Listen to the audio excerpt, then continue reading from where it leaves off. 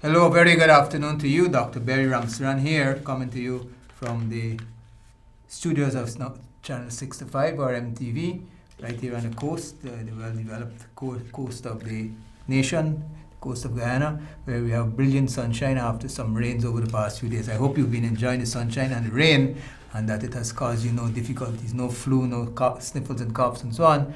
Okay, so we get back into the promised program, which, as you see on your screens, the great land grab continues, or the great land grab by the fat cats, right? And so we've discovered that, and we were discussing it over the last two programs.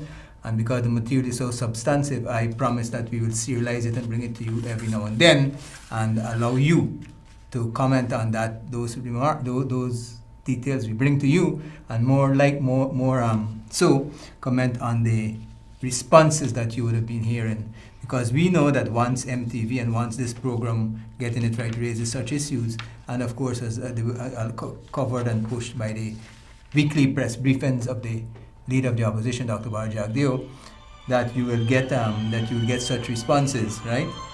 So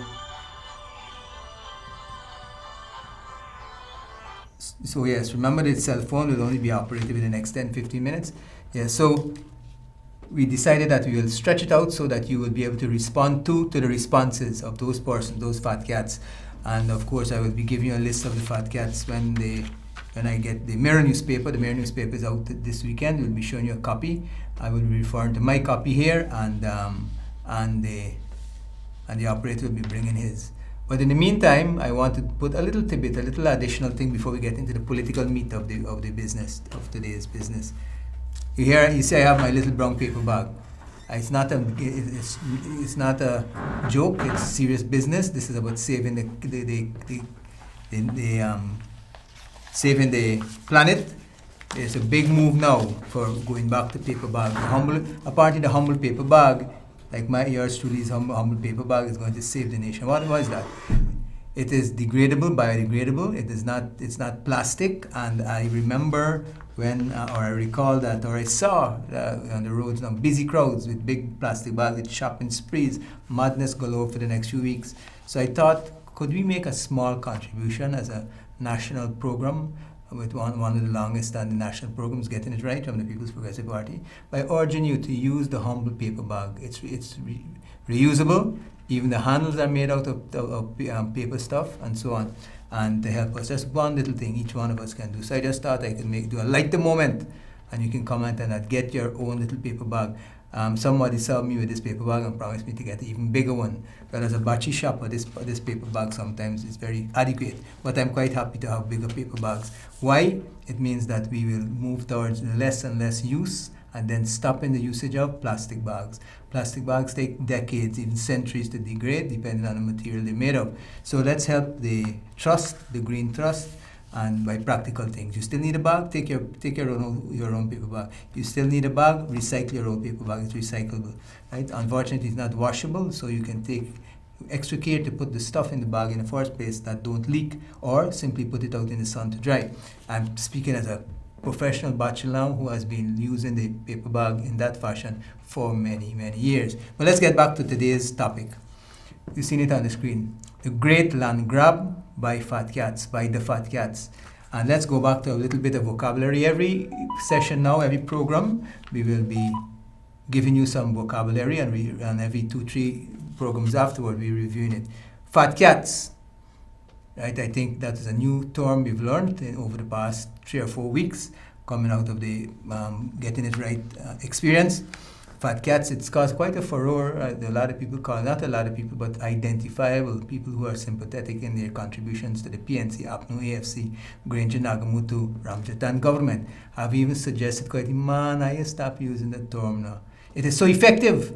So fat cats was added to our vocabulary recently, and land grab, right? Land grab, it's a special term when you put it in the context of our present political experience. The fat cats are grabbing land. So the next expansion to our vocabulary is the grab. grab, and of course grabbers. So that's just to start you off and put you in the right mood. I've had many calls, some of them off here, begging us to stop using the terms. Okay, I even noticed that some people have been sued in regard of the offense that such and similar terms might have caused. But I'm using this from printed media, right? So I hope that I use that as a defense. But fat cats is in the English dictionary, and the grab and land grab is in the English dictionary. And unfortunately, they're both in our current experience as Guyanese, as citizens, where we have the fat cats doing a lot of land grabbing. They're not grabbing anything else. I don't know. They might be Trumpite in their motivations in some circumstances, but I'm speaking about land. And let's go into this a little more in detail. The land that is being grabbed is being grabbed by a small grouping, what we call the fat cats, and they guard very zealously their rights to belong to that group of fat cats. It's a small circle, predominantly urban-based, who was able to fool the PNC APNU AFC, especially PNC APNU supporters, into recognizing them or giving them a chance as change agents. Okay? What I wanted this program, I want to talk specifically for the benefit of the APNU supporters, because I think it must be a slap in their face, in your faces, that here it is, you had people criticizing the PPP of being fat cats, then suddenly being angry, being upset, being embarrassed by the word being used in its correct vocabulary meaning to describe themselves, to describe them. Okay, so that is some of the things I want the PNC APNU supporters, right, and even one and two of those persons who might have been misguided by Ramjatan and Nagamutu, to understand that here it is, this bunch of people who are telling you the PPP ministers are overpaid. They have luxury, but immediately what they did, they said there's no money in the budget to give a raise to the public servants. There's not enough money left in the treasury by the PPP when we left the office to assist the teachers in a particular way that was agreed upon. There's no money in the kitty in the treasury left by the PPP because allegedly Ramsarran, Ramatar, and everybody else, such people, Jagdi and everybody, thief out the money. But immediately after, so it meant they could not give the customary yearly, the traditional yearly bonus of a month's salary to the members of the discipline services, which had been initiated under the PPP government. As soon as the PNC came into power, it stopped. But as we pointed out in the last program, they immediately found money to give themselves a raise in salaries. And this is where I want to bring this in. Let's analyze it. Let's look at it. I'm speaking specifically to the PNC APNU supporters. You look at it. Think bad. VAT was added under the PPP, but it's added more under the PNC. And after that, your salaries are not increased significantly. The discipline services, which is a small but significant slice of the Guyanese working population, is not getting a traditional raise, Christmas raise. So those are things you have to look at and put it against a background of now your friends, your fat cat friends in the cabinet, the advisors, the president, the ministers, and the ministers. Some ministers within the ministry and so on, junior ministers, are getting these fat increases of 50% to 100%. And besides that, we discovered recently, it came out in the Mirror, that there's a huge increase in the meals bill. The meals bill it doesn't mean the money that they use to feed the people at hospitals or feed the people in the palms or other homes for old people. It's what they utilize to feed themselves when they go on so-called outreaches, which in recent weeks, or recent months rather, have become the showpieces as road shows, as if they are election campaigning, using your money to bring up the $1 billion more in food, fancy food and so on. When they travel outside to the hinterland and so on, of course, the meals are more expensive. Whereas, according to the Constitution, once the vote of no confidence was successful and the government fell, only the president should stay in a substantive position. Ministers should stay on for some time until they get their business tied up, so that the permanent secretaries can continue. But instead of doing that, they're going on outreaches. Why?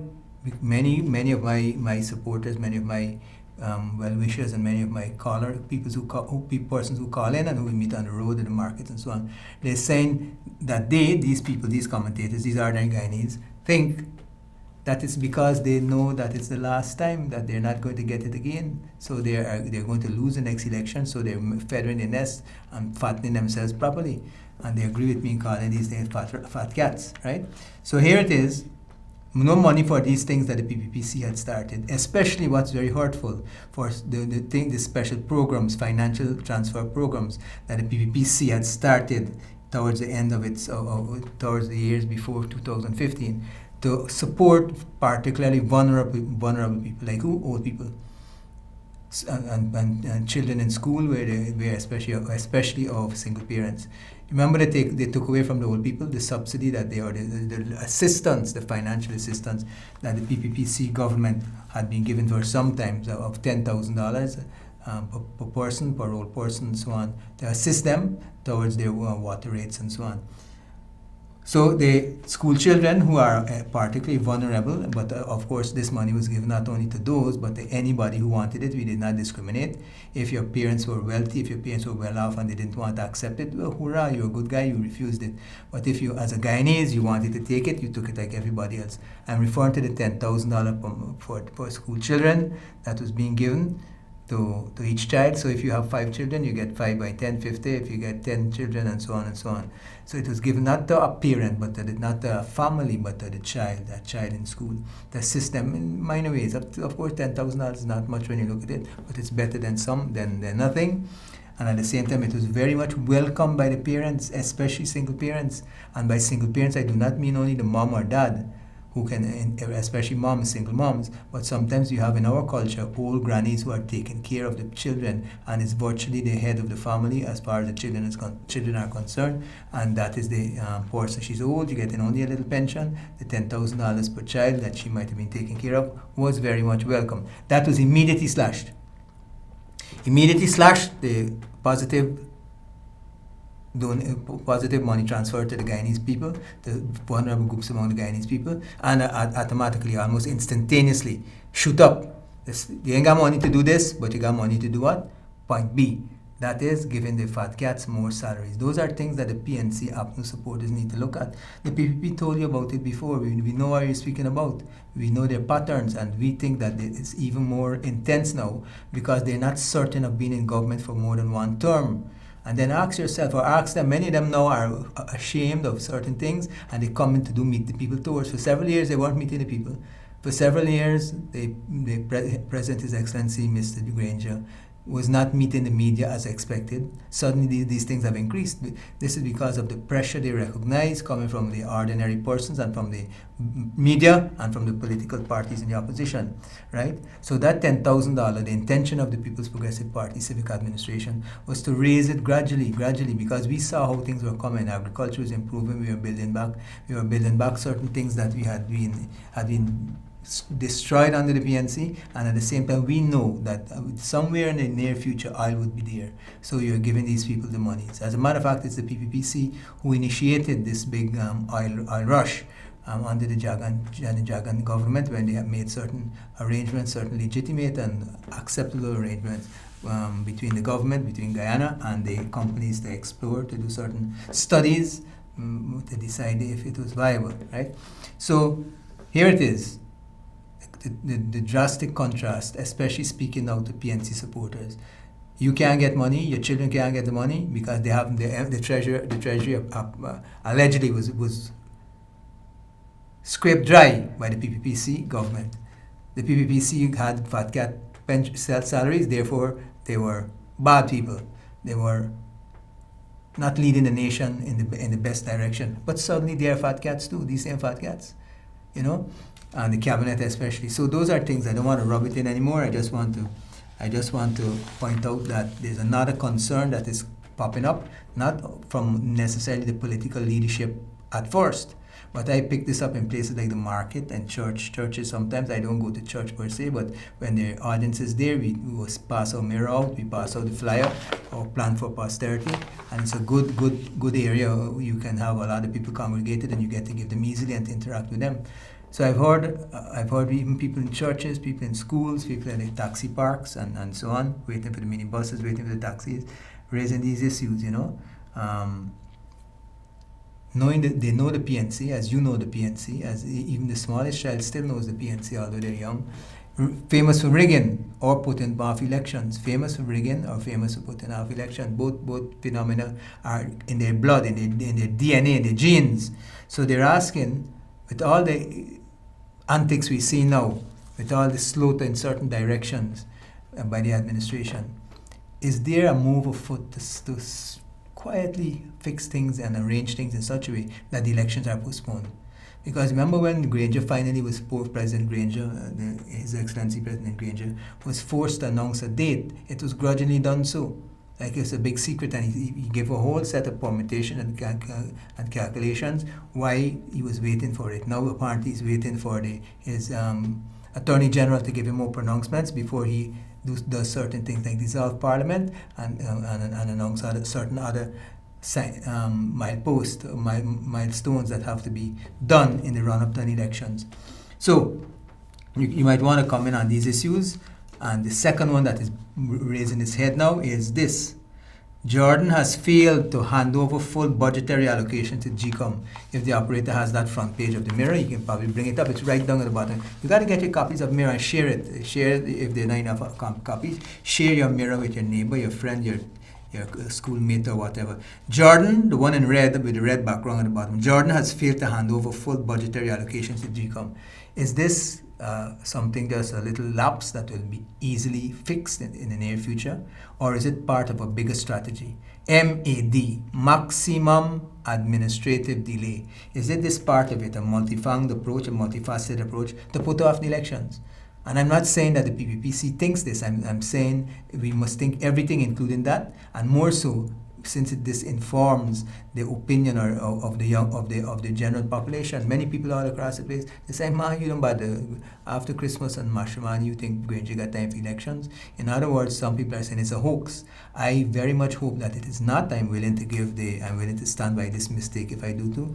I'm willing to give President Granger and the other leadership, the cadre in the government, the benefit of the doubt to say we believe in it. But if we believe in it, why must these things happen? And why must it have to be unearthed by the media, especially by the Mirror? Why could Jordan not announce that he was having certain difficulties and therefore he could not give the full support, financial support that was budgeted, passed legally by the National Assembly? Right? Why could he not give it to GECOM? Because GECOM would need money. They were recently found wanting in that they wasted some money buying some fancy pliers, some kind of trinkets that they should not have bought. Well, that needs to be put in order, and who needs to be surcharged. Or if it's not feasible to surcharge, well, you need to put measures in place to stop such hemorrhage, such waste of money. But here it is. Jordan has failed to hand over full budgetary allocations to GECOM, and that is on page 16 of this weekend's Mirror. 16, a powerful article. As a matter of fact, every article here, especially those referring to the pronouncements of the General Secretary of the party and leader of the opposition, Dr. Bheri, it's powerful material and you should try to get it. Page 16 has that article on what we suspect might be part of a bigger plan, small part of a bigger plan to delay the elections. I don't want to say you heard it first here on the getting it right. I don't want to spook you, but I'm saying we have to be cautious. We have to be very alert because this is the nature of the beast. The Guyana Elections Commission, GECOM's budgetary appropriation for 2019 was $5.371 billion, it's Guyana dollars. And in May, some 3.4 billion more was allocated to GECOM with a supplementary financial paper. That is a request for additional monies to the first tranche that I referred to. However, in breach of Guyana's laws, the full sum has not been released to GECOM, according to opposition-nominated GECOM Commissioner Bibi Shadiq. When asked by the Mirror newspaper, all the money has not been released, she said, well, if GECOM submitted budgets to the administration through the right channels, and this happens long before the budget is pronounced on in a particular year. This process starts from June, July, latest August in the previous year, so that it can be announced in the budget of the next year. So this, they would have been doing strict planning and cost and planning. A costed plan is a budget. So GECOM would have done their plan, costed, it becomes a costed plan, and that costed plan is then termed a budget for GECOM. And that was whatever was given to the Ministry of Finance was probably tweeted, sometimes cutting off some of the fat, and it was accepted and passed in the National Assembly. But here it is, illegal, the money is passed. It's not Jordan's money, it's GECOM's money now, and they have to, as an independent agency, they have to spend it in a proper, fit and proper manner that is accountable with all the bills and so on. But they can't even get to spend some of it because it's not being given. Is this a ploy? Are we putting you on the alert? Is this a ploy? Is this another scam? Another betrayal? Another poking in the eye of the Guyanese people, especially PNC supporters? Because if the agency is not funded correctly and they cannot function correctly, they cannot function optimally, and so on. And if they can't function optimally, would this put on the threat the elections, the announced date for the elections? That's the question that this program, the second question that this program is bringing up, besides speaking about the fat cats grabbing land and so on. Unfortunately, that is already fait accompli, but we can get back to that topic too. The lands are being grabbed as we understand it, and it's in the Mirror of a few weeks back, printed and under the heading, Jordan will have to answer for much, something to that effect. So the operator might even be able to find it and pull it up for you. So this is serious business, right? Monies are being taken out of the system for purposes we don't know what for. And when we checked it out, it was for increases in salary. It was increases for the outreach fees, outreach meals, and so on, right? Over 200 supposed new registrants unverified. Right, and here you see the operator brought it up nicely. Jordan has failed to hand over full budgetary allocations to GECOM. Full budgetary allocation would be referring to those monies which were discussed, or the call for monies for GECOM sent out by GECOM to the administration after a lengthy process of check-in. And GECOM, the staff that GECOM that does this budget is very, very experienced, been at it for some time. And besides that, before it gets to a certain level of submission, the Ministry of Finance itself helps each agency, whether it's the Ministry of Health or not. It's a long, tedious process, and lots of people hitting their heads together and coming up with the right thing. So it's not just a little red banner that in the Mirror newspaper, Weekend Mirror newspaper, that Jordan has failed to hand over full budgetary allocation to GECOM. It should cause us to lose some sleep.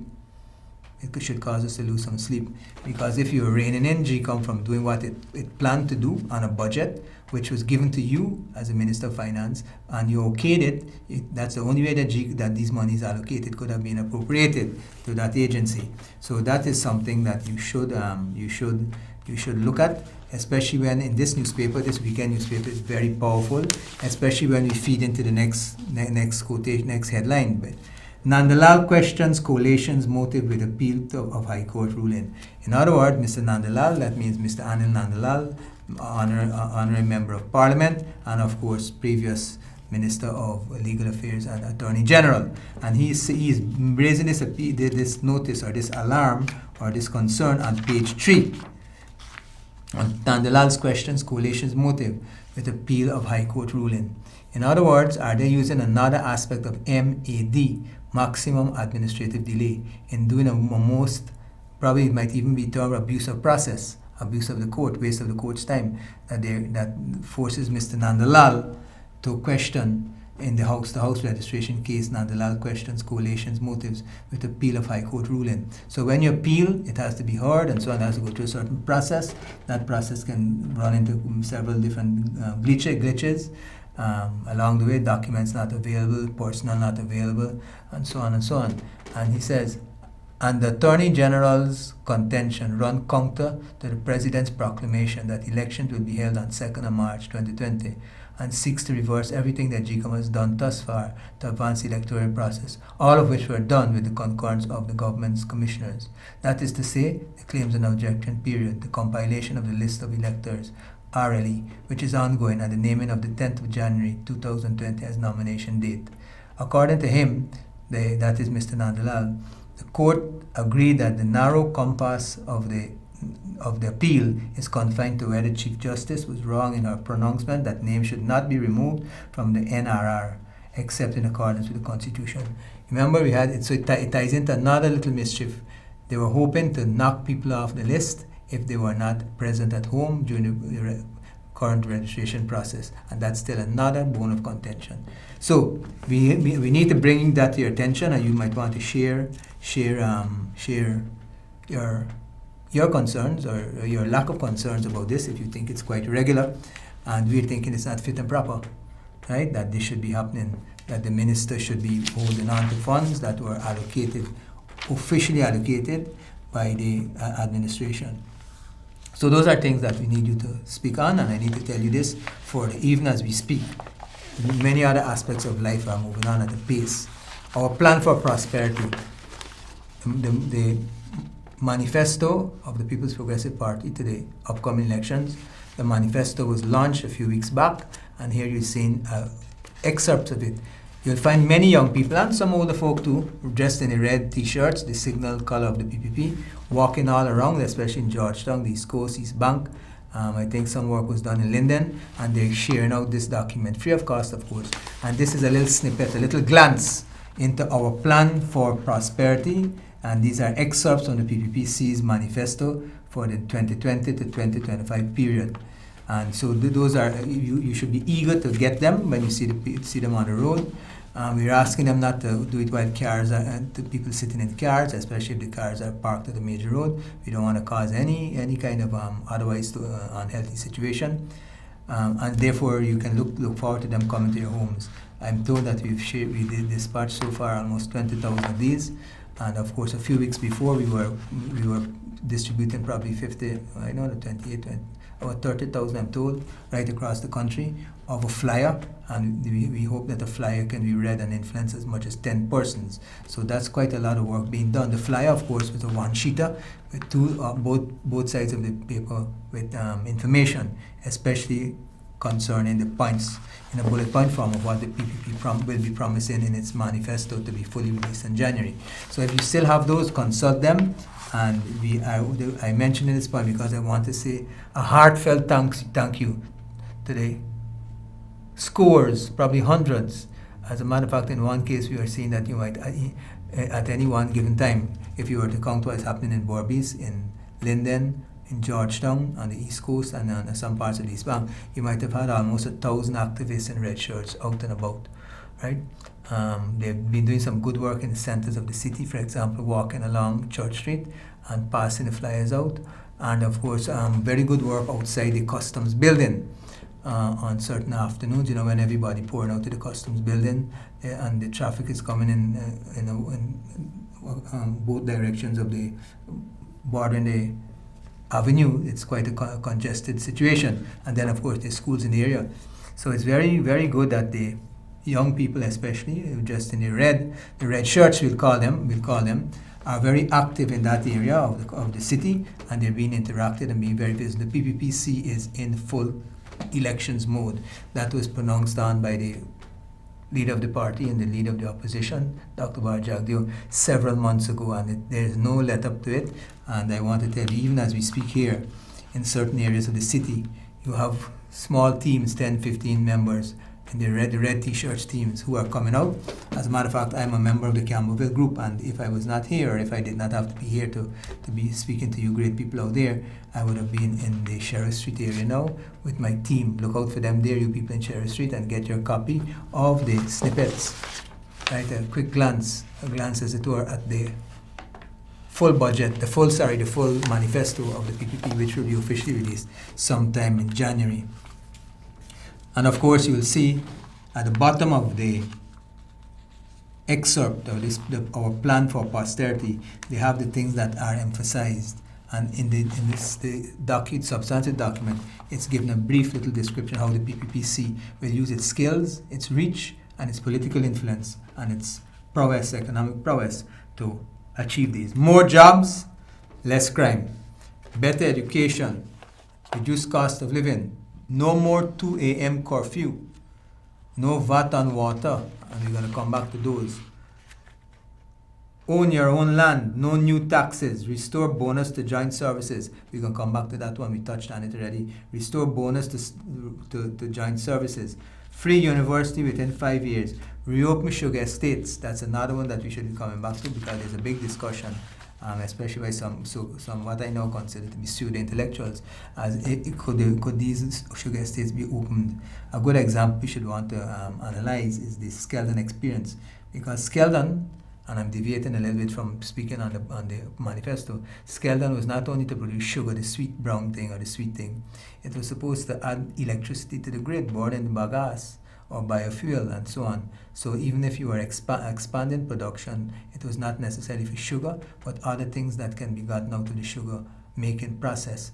And that's because we don't realize these things as ordinary citizens, because we have not been exposed to them, and we think for generations that sugar is a sweet thing that's grown, crushed, and made into sugar or molasses, and we do not look at it as having derivatives beyond molasses and sugar.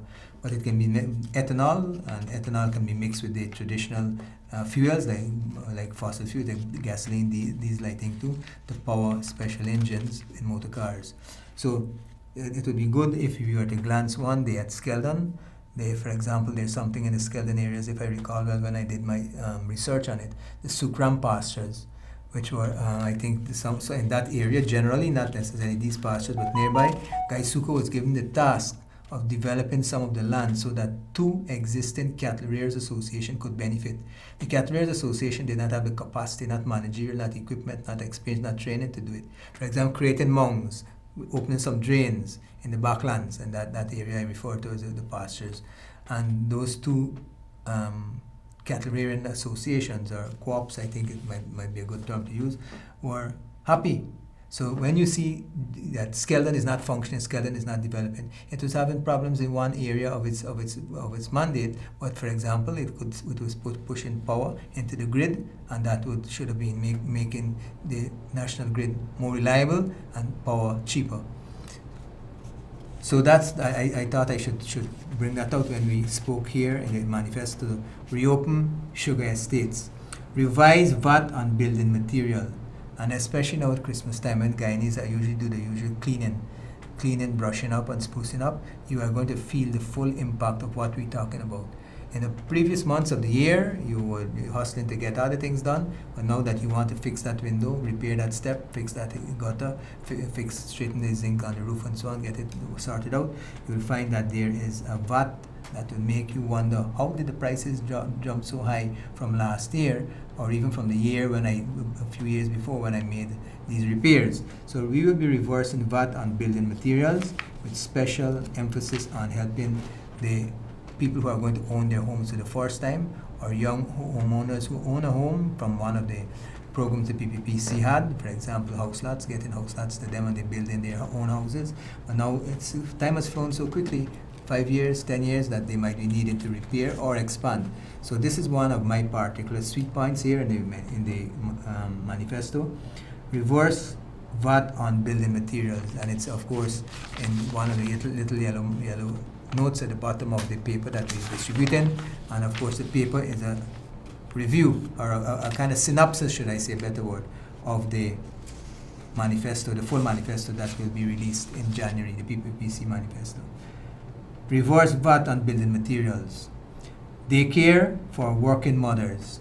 We think it's such a pressure on the mothers, so we're hoping to have, and it was tried in certain areas, certain entities, but very limited, have daycare facilities for right at the place of work, or nearby, where several workplaces can allow their mothers to drop off the babies there. Daycare for working mothers. That seems to be something small. But remember the Dutch boy in the finger in dike? It was a small hole and a small finger. But had he not kept that small activity for many hours, the waters from the other side would have washed it, make that little hole bigger and bigger, and the whole dam would have collapsed, and then you would have got mayhem, flooding, and all kind of disaster. So we are thinking that daycare for working mothers. It might seem, for people who are not working mothers, or people who are hoping to have a granny take care of the child at home, or are taking their good enough financially to sponsor their own daycare services. This is very important. Daycare for working mothers. You can go to work quite calmly, quite assuredly, quite confidently that the kid you've left in the care of a daycare center is well taken care of. So that's a small thing. It's so easy to overlook. And I want you, when you do get your copy of this document, the excerpts from the manifesto or the manifesto itself, to look for those small points. Why? It will show you how very detailed, how very minutely the PPP committee for the manifesto committee sat down over a period of time and hammered out, tinkered out, teased out what they know Guyanese people want, to put it in a document. And of course, the manifesto is a agreement, is a contract between the PPP and between the parties and the voters whose support they're seeking. So this is something you can hold us up to. They care for working mothers. Well, you might not be a working mother, or you might have the luxury of having the grandparents still alive and you can drop the kids out. But for those women, especially single parents, mothers and grandmothers who act as single parents, head of families, this is such a boon, such something that is so much needed. Wherever we went over the past few years while we were in government, that was one of the pressing issues, and we probably should have pursued it with some more aggression, but here it is, it's on the front burner. End prescription drug shortages. My God, could you imagine that in a government system, there's some basic things that are wanting: aspirin, other painkillers, insulin. So we had these difficulties years and years ago, and we solved them. One approach was to have when the contracts are being negotiated, or when the tenders are being looked at, or when people are bidding, they had to have certain strict facilities. For example, I get the impression that now every corner store, drugstore, especially those who might have favor with the political directorate now, are getting the right to supply, or winning the contract to supply medications. But if you really look at it, you should be having certain basic infrastructure. Warehouses that are of international standard and huge. Not some. I visited some pharmacies, some of which said that they were supplying the administration, and they're so small and squeaky, little 2x2 places. Where are they going to be able to foot the bill for the AC, for the conditions, for the storing? Drugs must be stored in such a fashion, so many inches off the ground on pallets, so much space between them to allow for ventilation and so on. You have to have this is serious business. And at the same time, you can't have storage in small supplies in your back room. You're selling medication on one tablet over the counter, and in your back room you have stocks because you want a contract for the government. It will not be adequate. There will always be added expenses of, for example, having to get shipments from several different small places. So that the PPPC had that well worked out, but the present government, then in opposition, especially Ramjatan and Nagamutu, attacked and spoke about friends getting it. But when you check with the PS, when you check with the commission or the procurement commission, everything was done properly. Many people many entities who did not win the bid were angry, and the easiest thing to say somebody is corruption. But we went I was Minister of Health then, and my permanent secretary went with other persons to inspect a particular bond. We saw dust on the floor, we saw debris on the floor, and no proper ventilation. And that was right in Central Georgetown. But he was expecting, apparently, that since he put in the bid, he has to get it. Whereas his other company, like you think you're in a first world country when you step into their facilities, right? So those are things that we have to look at. Daycare for working mothers and prescription drug shortage, because this hurts most in the first plan of poorer people, especially poorer elder persons and poorer working mothers with many children. And of course, with the present pressure, what we're noticing and complaints we're getting is that even people of the middle class, the slightly upper middle class, are also suffering from this. Why? Because some of them have met the age when they might get catastrophic illnesses that sap up all your reserves to work. Therefore, you have no more income, and it's so dependent, make you so dependent on relatives and on paid help, that although you thought when you were very healthy and happy that you can take a trip here, you can take a trip there, you can invite somebody to a little party or so on, even though that small strata of our society is getting held with this prescription drug shortage, because although many of them might not want to admit it, they join with the poorer people to get service from the Georgetown Public Hospital, from the New Amsterdam Public Hospital, and so on. So those are things. It comes out right here in our manifesto. It's the manifesto of the PPPC that I'm referring to. Reverse VAT on exports. Reverse VAT on farming, mining, and forestry equipment. That was another thing that was done secretively.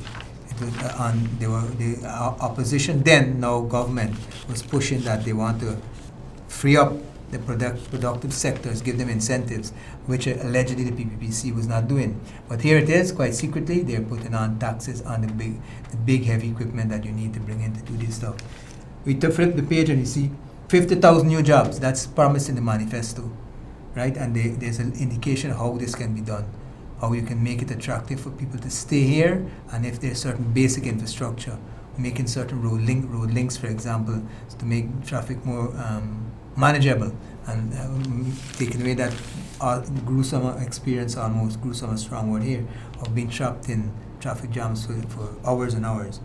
Reverse new taxes on Guyanese minors. I made some reference to do. Reverse. This is one we have it here written in red. Reverse the 200 new taxes and fees to allow us to get money flowing again. As Dr. Irfan Ali pointed out recently in a walkabout, and it was well televised and well passed around, well rebroadcasted. The 200 new taxes and fees sucks money out of the system into government coffers, where it stays until the PNC government can think of some brain scheme, like probably building another stadium in the city. 50,000 house lots, another promise by the PPPC, caught in marginal note of the document I'm referring to. And the document I'm referring to is that one which is being passed out by the thousands over the past few weeks in various communities by our red shirt teams. And they're proving that the PPPC is in full election mode, and we are taking things seriously, and we're gearing for the first date, the stated date that is now existing, that came out of the president's mouth in his right to, while exercising his right to name the date, election date. Further, we will ensure government support for single parents, and here the definition of single parent goes beyond the mommy and the daddy. There's many fathers who are single parents, but because of the macho nature of our society, they don't fully take this on. They don't boast much about this. We more know of the women who have many children and who don't have a partner supporting her regularly in the financial sense. So support for single parents, and then of course there are those old grannies who do a great job in bringing up not their generation, but not their own children, but the next generation below them. So the definition of single parents was even widened under the PPPC, and we are a bit alarmed that this work is not continuing, because our intention was to up the monies by a modest amount every year as the economy became stronger and stronger, as we diversified more. Give back school cash grants. I've made reference to that, and that needs no glossing over. You know what I'm talking about. It's quite here. 20,000 online scholarships, and this is not only being spoken now in this budget, in this manifesto. The PPPC spoke on it long ago when, for example, the first time we introduced one laptop per family, and then we indicated that would have been expanded as we got money, but it was laying the basis for online training, online education. And I remember Dr. Jagdi was saying then, even while we were in government, that this online scholarships would allow housewives to be at home doing their work while they also study and communicate with new technology. Stronger security, safer communities. Of course, we're speaking about strengthening and reintroducing the neighborhood community policing, which was kind of became dormant and even somewhat suppressed when the new government came to office. Assistance for the rice industry. Well, this is a big one, right? Because rice is still one of the main exports, main money earners for Guyanese. And if you look at what happened over the past few years, immediately following the change of government and the ascent of the Granger Nagamutu Ramjitan coalition, you'd have seen that not only our markets became threatened, and this unfortunately coincided with certain changes in Venezuela, where we were having good lucrative markets, but with the lack of expertise of the new government to suss out new markets. As a matter of fact, I'm told, I've heard this mentioned several times, that a certain member of the coalition, one of them who defected from the PPP, apparently because he was not named presidential candidate of the PPP, he was promising $9,000 per bag to the rice farmers, and I've been there after that, and many of them admitted that was indeed so. So those kind of sleight of hand And of course, when they won the elections based on those false promises, they could not deliver. So we are going to make no bones about it. We enjoy the support of rice farmers and families living in the rice industry and making a living off of the rice industry. Therefore, our assistance for the rice industry will be scientific, calculated, not based on caprice, not based on buying political support, but on buying strength for the economy and diversification, because we need to look, and that part of our manifesto points to diversification, not only rice itself, but probably cereal, probably other mixes with other products, byproducts coming out of rice. Okay, similarly, like what we were doing in the two islands and the Essequibo, where we had put plantain chips factory. Plantain chips factory could of course be used to chip other stuff and other vegetables out of provisions and so on, and package them. That was a big laugh and sniffling in the parliament when the PNC, APNU, AFC were on the opposition benches, right? But how could you want to take a plant to package plantain chips in Leguan or Wikanam or such places, right? And the farmers actually responded positively by planting the trees. And the mere fact that the farmers who are in the private sector, not controlled by the government, took that initiative based on what they heard from our government, it shows that they were hoping to make money and almost certain to make money. But for the urban-based upper middle class grouping in the PNC, this was a laugh story, laughing at it in Parliament. We're going to make plantain chips, but remember, Rabbi Washington wasn't only doing that for the PNC, but besides assaulting and breaking up PPPC and opposition meetings in the city, but he was selling plantain chips all around the place, dressed up in a uniform resembling the PNC colors. So we were going to take it one step further. The planters, the farmers would have been getting a bite of it. The workers, a small amount of workers at the processing and packing factory, and of course downstream the people who transported it out, and at the same time you would have been given some diversification from the rice industry in these islands, right? Which is all something that will be done again, as is pointed out here, that in our manifesto, that we will be giving special attention to the rice industry, and we're making no bones about it. In the past, when we did not have this possibility of communicating with you so easily, and of course supported by social media, the PPP was branded a rice government, and certain racial slurs were added to that statement. Okay, well, we are not backing down from that. This section of rice farmers are hard-working people, sometimes up in the morning from 4 o'clock. By the time 5, 6 o'clock, they're out in the fields, up to their ankles, sometimes up to their knees in mud, and definitely sacrificing. And many of the second generation, that is in rice producing families, many of the second generation existing and growing on that wealth, that hard-earned wealth, are now doctors, lawyers, administrators, nurses, teachers. So rice industry is there, and I'd like to mention something too. When I had a discussion on the rice industry in one road corner with several very enthusiastic people in a rural area, it was not Indo-Guyanese or East Indian migrants who first introduced rice into Guyana. It was African slaves who had run away, ex-slaves who had run away from the yoke of enslavement, from the yoke of the plantation, and they had at first in small areas introduced rice into Guyana. So I hope that brings a little jolt to the situation, to the discussion, and allow Indo-Guyanese not to give the due credit to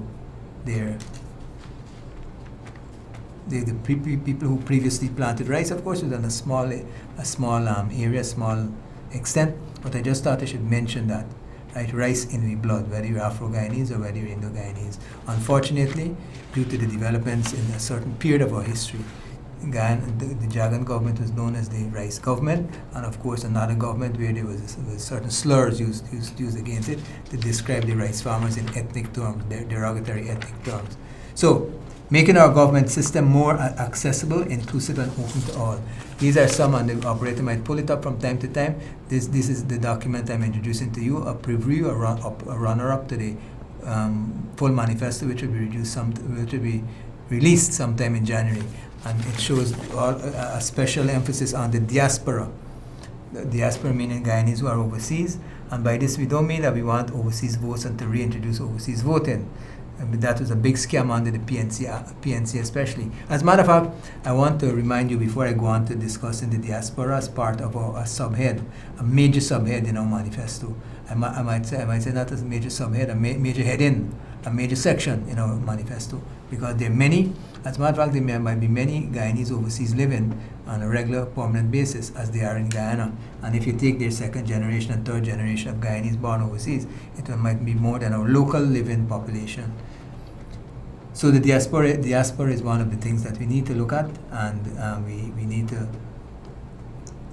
create the conditions for them to enjoy both parts of their experience, that is in overseas where they're living, and where they're probably some are living longer than they were living in Guyana. Some of them might have gone as children, might have gone as teenagers or young adults, and now they're living many years longer than in those countries, longer than they lived in Guyana. Okay, so those are things we need to look at the diaspora. What will we be doing with that, and how we get things, how they get things done better. Some of them come back and are frustrated easily. That's why Go Invest was created. So we need to, without giving unnecessary advantage to the Guyanese diaspora, people from overseas, we need to create that exchange visit, that exchange experience where ideas are brought in by them. They know the local situation, they have local contacts, and it's a win-win situation for all. So let's remind you that you can take a peep in the manifesto at the diaspora, overseas Guyanese who have, and this is what the little excerpt says, this is what the description says. Overseas Guyanese also have an important part to play in our country's development. The PPPC government will, 1, aggressively pursue the involvement of the diaspora community in national development. 2, reverse the adverse changes to the remigrant scheme. In other words, you're giving them, making things a bit easier for them to reintegrate, to probably move their wealth back to Guyana. And of course, the main wealth that they will be having is their skills, their training, their brain power, which will take many, many years to do. Sometimes a trained specialist takes 15, 20 years to accomplish, and we will be getting back those Guyanese with this information, these expertise, and so on, and these gifts, if we create the right conditions. And of course, one of the conditions they speak of is the crime. They're fearful of crime if you've had people from the diaspora come back, especially if they've been gone for 20, 30 years. They come back willing to settle, bring their pensions, and even have a second life, probably as teachers, music teachers, for example, in one case, or teaching in the medical area, which is not demanding physically, but demands of their brain power and their previous experience in the diaspora. They want to come back, but the main thing they think of crime. They're afraid. They're scared of what they're hearing. So crime will be something we have to tackle, and there will have to be innovative means, not only expanding the police force or expanding the discipline services, but by, for example, going down to the communities and restarting the community policing groups, which apparently have died off. Some people are around the place and so on. And of course, and I'm not for issuing gun license left, right, and center. This is not part of it. That to protect yourself, you have a gun license, right? Sometimes you need to have better security. You need to be able to organize security at a community level, have those security arrangements at a community level, communicating with the other communities and so on, and even joint training, and of course promoting camaraderie. Okay, so those are things that we need to look at, and of course salaries for the especially the police force and so on, the army too. And immediately reinstating the 1 month salary incentive at the end of the year. Those would be just things for starting. Partnerships with civil society, non-governmental organizations, and religious organizations.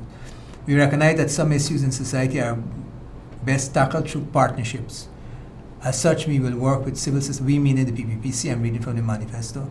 We'll work with civil society, non-governmental organizations, religious groups and leaders, and others to address very key issues such as domestic violence, suicide, drug and alcohol abuse, and addiction, mental health, and prison reform, among others.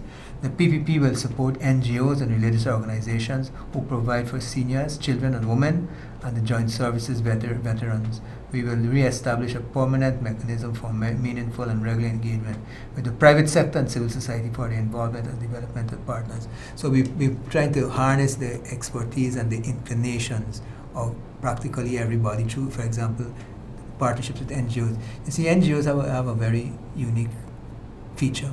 They might have people who are interested in the particular discipline or direction that NGO or topic that NGO deals with, but they might be in real life, in bigger life, in their day life, so very diverse, a university professor, an engineer, a mechanic, a housewife, but they have common concerns, and that's where the NGO acts as the glue for these things. So the PPPC will be putting very strong emphasis on that. Well, let me fade out of the program. I see the operator waving to me that another program is coming up. Reminding you that the mirror, the weekend mirror, is very available, and you've seen it on your screen there. PPPC will fight any move to contaminate database with unverified data. That's reference to the recent activity, house activity, which was unverified. Over 20,000, supposed new registrants unverified. That's a big concern. Guyanese understand that they were lied to by APNU AFC. That's what Mr. Sherry was saying in our recent article and our recent programs. Jordan has failed to hand over full budgetary allocations to GECOM. Several things that are making us very much aware or very much wary that elections, there might be an effort to postpone elections. Nonetheless, questions coalition's motives with appeal to High Court ruling. Is this another aim, another subtle way to bring together MAD, maximum administrative delay? So thank you for being with me, and I'd like to fade out by reminding you the famous paper bag. Let it replace plastic. Let's stop using as much as possible single-use plastic containers and plastic objects. Hurrah to my friend the paper bag. Good night to you, and see you next week at the same time and the same station. Bye-bye.